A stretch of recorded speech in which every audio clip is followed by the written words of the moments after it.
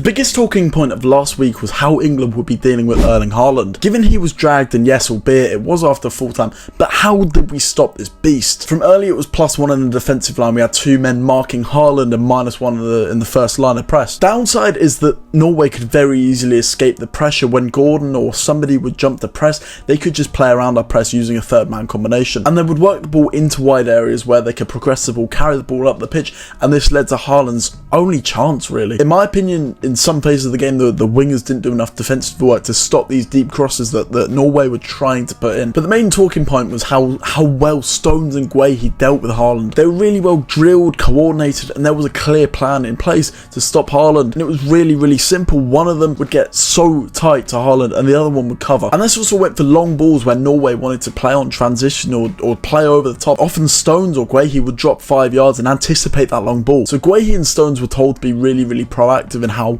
one of them jumped and how one of them would drop off, and to try and read and understand these situations of when they would try to play long and play over the top, play into space for Erling Haaland to run onto. You can see here where there's Mark Guehi marking him directly. Haaland is trying to make a run into the box and Norway are trying to find him. Guehi just drops off him a few yards and gives Haaland that space almost, and it makes it really easy to anticipate the cross. And I want to point out the role of Ezri Konsa and Nico O'Reilly as well. John Stones and Mark Guehi were having to mark Haaland so close together, especially in our lower block, mid-block shape.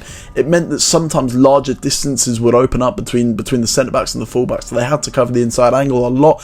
But this often meant that the Norway full-backs would push up, and again, sometimes this led to crossing opportunities for Norway. Some people had doubts, we just had Dan Burn.